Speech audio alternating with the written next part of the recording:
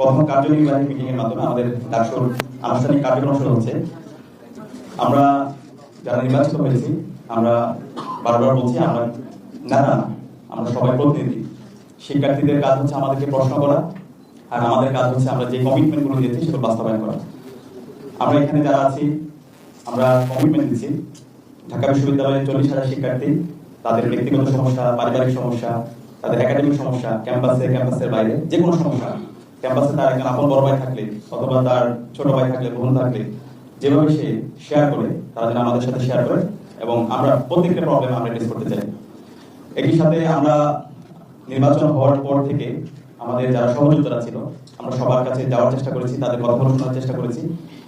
এখানে আমরা কেউ জয় বা পরাজয় হয়নি, হার জিতের কিছু নেই, আমরা সবাই জিতে গিয়েছি। ডাকসু নির্বাচনের মাধ্যমে জুলাই প্রজন্ম বিজয়ী হয়েছে, ডাকসু নির্বাচনের মাধ্যমে শহীদের আকাঙ্ক্ষা বিজয় হয়েছে, এবং ঢাকা বিশ্ববিদ্যালয়ের 40,000 শিক্ষার্থীরা বিজয়ী হয়েছে।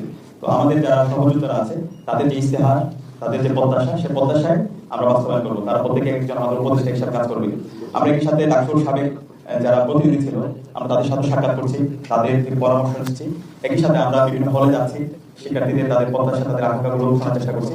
আমরা নির্বাচনের আগে যেভাবে ডোর টু ডোর গিয়েছিলাম আমরা এখনো প্রতি শিক্ষার্থীদের ডোর টু ডোর যাওয়ার চেষ্টা করবো, তাদের কথা শোনার চেষ্টা করবো।